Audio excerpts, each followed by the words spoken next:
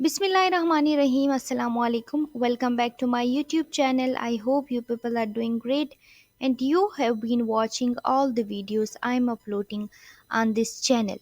Students, this is a moment of immense pleasure for me as well as for you that we have successfully, with consistency, I must say that with consistency, we have completed our parts of speech portion. I have tried to keep, things simple as much as possible, and because it's an online, a virtual class, so I cannot go that deep into the topic because things will get complicated to you. You cannot directly ask questions. That's why I have kept things and lectures simple over there.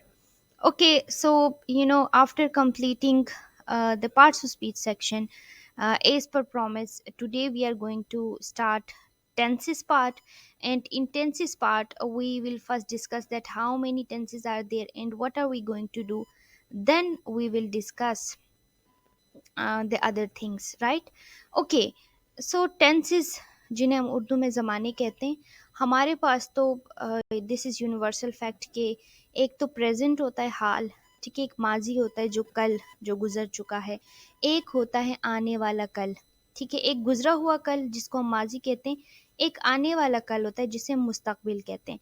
तो English में हम इनको present, past और future के नामों से मुखातिब करते हैं। अच्छा, जब हम सेंटेंस बनाते हैं, जब हम इंटेंसिस को पढ़ते हैं तो हमें क्या पता चलता है? हमें ये पता चलता है कि कौन से वर्ड्स जो हैं हम यूज़ कर सकते हैं।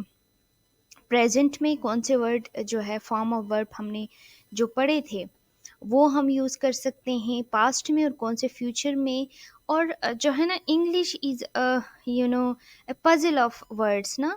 तो अगर हम उन पज़ल को सॉल्व करते जाएँगे, एक चीज़ को दूसरे चीज़ के साथ रिलेट करते जाएँगे, तो चीज़ें हमारे लिए ईज़ी होंगी। जिस तरह हमने नाउन से स्टार्ट लिया था, नाउन से स्टार्ट लेने के बाद हमारी अंडरस्टैंडिंग, जब हम कंजंक्शन या आर्टिकल तक पहुँचे तो हमारी काफ़ी अंडरस्टैंडिंग डेवलप हो चुकी है ना? तो उसी लिहाज से आज का लेक्चर जो है वो थोड़ा आप लोगों को परेशान करेगा, क्योंकि चीज़ें सिंपल दिखती हैं मगर जब हम उनको प्रैक्टिकली करते हैं तो वो उतनी सिंपल होती नहीं है, और जब हम किसी चीज़ को पहली दफ़ा कर रहे हो तो वो मुश्किल होता है। तो आपको स्ट्रक्चर भी थोड़ा अजीब लगेगा, चीज़ें भी थोड़ी अजीब लगेंगी, लेकिन साथ साथ जब आप प्रैक्टिस करते जाएंगे तो चीज़ें आपके लिए सिंपल हो जाएंगी। खैर, तो आते हैं टेंसेस की तरफ कि प्रेजेंट टेंस में हम क्या डील करेंगे, पास्ट टेंस में हम क्या डील करेंगे, फ्यूचर टेंस में हम क्या डील करेंगे।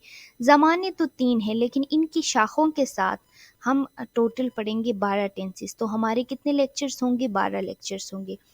तो प्रेजेंट टेंस में हम पढ़ेंगे प्रेजेंट इंडेफिनिट, जिसको सिंपल टेंस भी कहते हैं, प्रेजेंट सिंपल टेंस।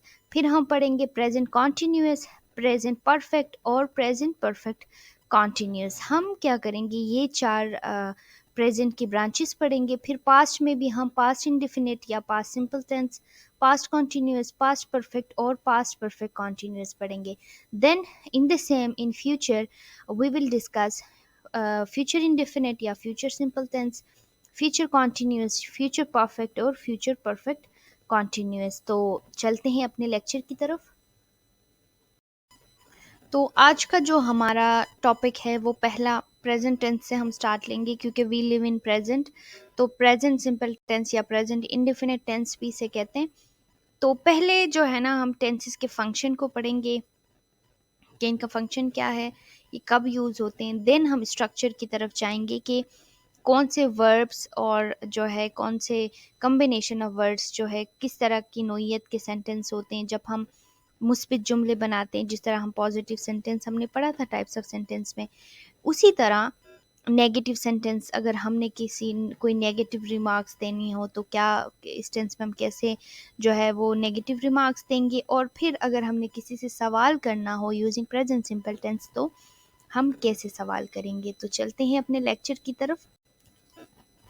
अच्छा, व्हेन टू यूज़। अच्छा, हम जो है प्रेजेंट सिंपल टेंस को कब यूज़ कर सकते हैं? We use present simple tense to express universal facts. Universal facts वो होते हैं जिनको जुटलाया नहीं जा सकता, जिस तरह गॉड इज़ वन, ठीक है, पानी जो है वो ऊपर से नीचे की तरफ बहता है, ठीक है, सूरज मशरिक से तुलू होता है। तो ये सारी चीज़ें क्या है, यूनिवर्सल फैक्ट्स हैं, इनको हम चेंज नहीं कर सकते।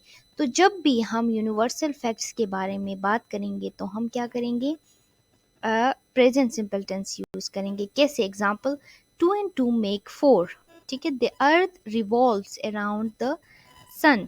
अच्छा, हमें पता है कि दुनिया क्या है, सूरज के गिर्द घूमती है, ठीक है ना।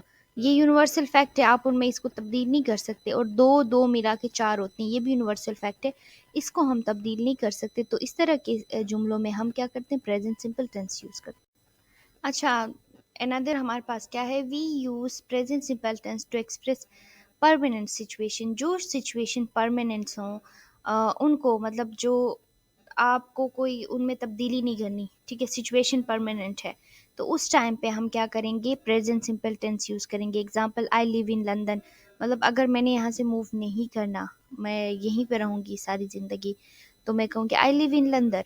She works in A restaurant. अच्छा, वो क्या, उसका पेशा क्या है, परमानेंट सिचुएशन है, ठीक है, वो उसने चेंज नहीं करना आगे। तो हर टाइम पे पहला यूनिवर्सल फैक्ट, जब हम यूनिवर्सल फैक्ट्स की बात करें तो हम प्रेजेंट सिंपल टेंस इस्तेमाल करेंगे, और परमानेंट सिचुएशंस में क्या करेंगे, प्रेजेंट सिंपल टेंस इस्तेमाल करेंगे। अच्छा, आपने हैबिचुअल टेंस का सुना होगा, तो प्रेजेंट इंडेफिनिट टेंस या present simple tense is also known as habitual tense. Why? Because it is used to express habits and routines. जब आप अपनी हैबिट्स या फिर किसी और की हैबिट्स या रूटीन के बारे में बात कर रहे हों, तब आप प्रेजेंट सिंपल टेंस का इस्तेमाल करेंगे। कैसे? Examples, I play tennis at the weekend, मतलब ये आपकी रूटीन है कि आप हर वीकेंड पे जो है ना जाते हैं और टेनिस खेलते हैं, ये रूटीन है आपकी, आपकी हैबिट है बल्कि, ठीक है। रूटीन जब आप रिपीटेडली करते हो तो वो आपकी हैबिट बन जाती है। My dad washes his car every Sunday. आपके पापा की क्या रूटीन है कि वो हर संडे को घर पे होते हैं तो अपनी कार क्या करते हैं, वॉश करते हैं, तो ये एक रूटीन है। तो हैबिट में आप देखें कि I read 2 pages of story book, या 2 pages of story book every day, ये रूटीन है। सोने से पहले या फिर किसी दिन आप क्या करते हैं, आपकी एक आदत है, ठीक है, उसके बारे में बात कर रहे हो, तो आप कौन सा टेंस इस्तेमाल करेंगे, प्रेजेंट सिंपल टेंस इस्तेमाल करेंगे। अच्छा, we use present simple tense to express short actions. Now आप कोई काम कर रहे हो उसी टाइम पे, ठीक है, उसी टाइम पे शॉर्ट एक्शंस, उनके बारे में आप बात करते हुए क्या कहेंगे, प्रेजेंट सिंपल टेंस के प्रेजेंट सिंपल टेंस यूज़ करेंगे। Example, now I understand why. अच्छा, अब मैं समझा, ठीक है। He hits the ball hard.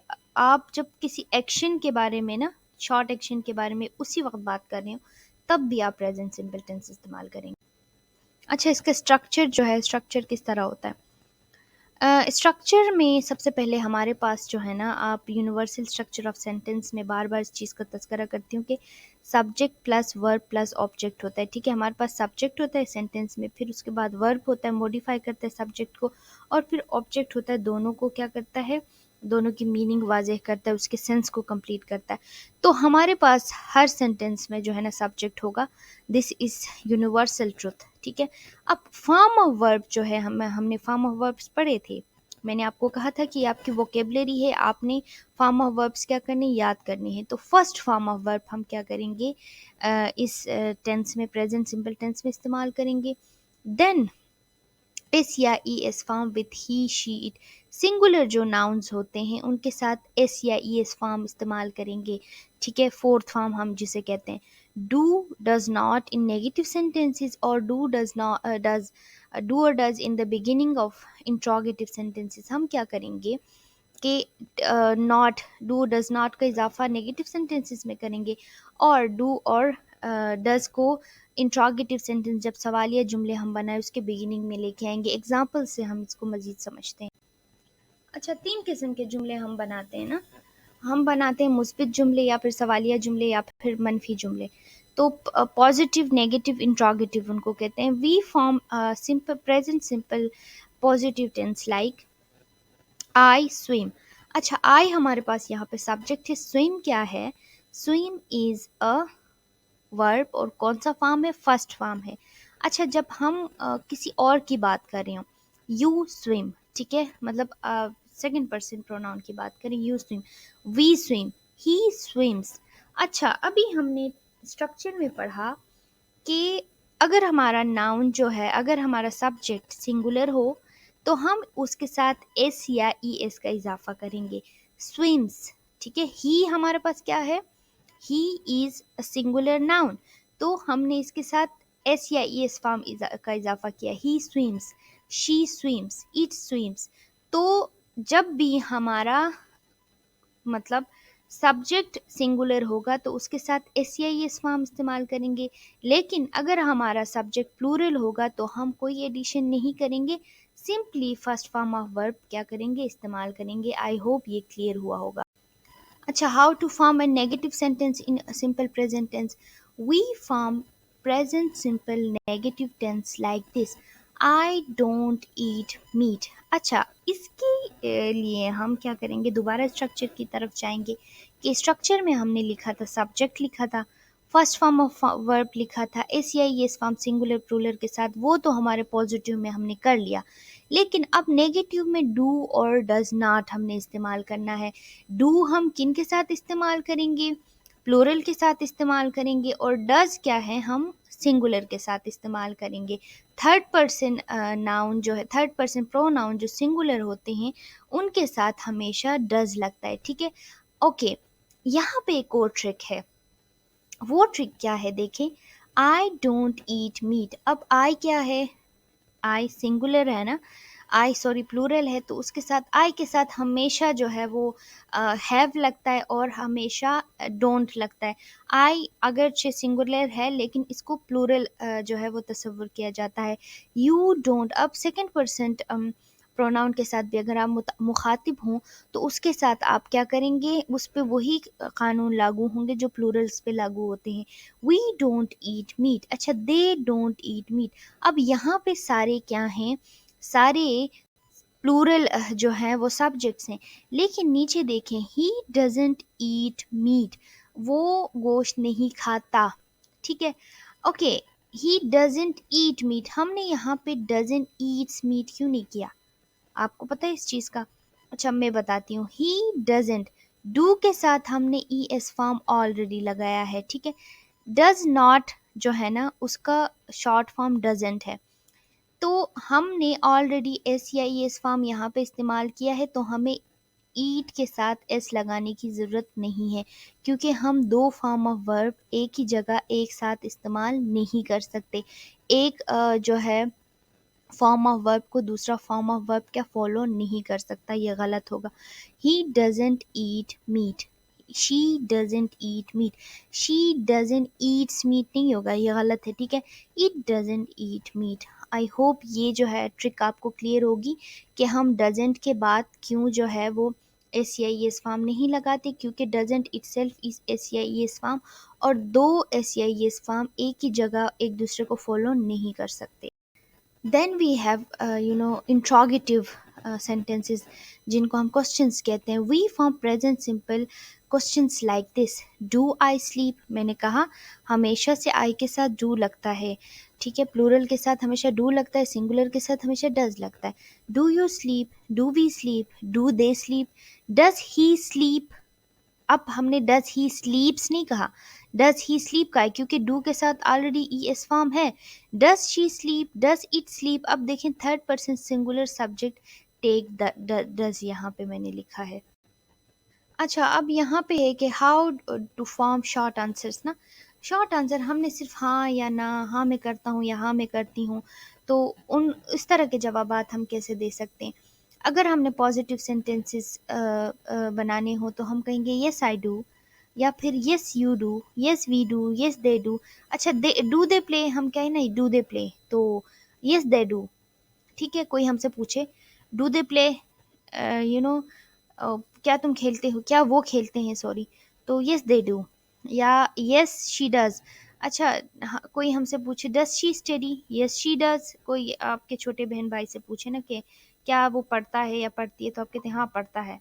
अच्छा, नेगेटिव बनाते हुए हम क्या करेंगे, डोंट और डज और डज नॉट या फिर डू नॉट लगाएंगे, और इसका शॉर्ट फॉर्म क्या है, डोंट और डजेंट है। Okay, no I don't, no you don't, no we don't. जब भी हमारे पास प्लूरल सब्जेक्ट हो तो उसके साथ डोंट लगेगा, अगर सिंगुलर सब्जेक्ट होगा डजंट लगेगा। नो ही डजंट, मतलब डू या हम डज ही स्टडी कोई पूछे, नो ही डजंट, ठीक है ना। तो ये शॉर्ट आंसर्स हैं। Thank you for watching today's video. आपका क्या काम क्या है, अभी मैं आपको दे रही हूँ फिल वक्त। जो है आपने हमेशा क्या करना है, क्लास में बैठने से पहले take a pen and a notebook, important चीज़ें जो है वो लिखते जाएं। फिर जो है ना, मैं कमेंट बॉक्स में हमेशा कहती हूँ कि कमेंट बॉक्स में मुझे ये बताएं वो बताएं। व्यूज़ तो इतने आते हैं बट कमेंट्स 2 या 3 लोग करते हैं। तो आज जो बंदा जो है वो कमेंट करेगा उसका नाम कल मैं अनाउंस करूँगी, ठीक है।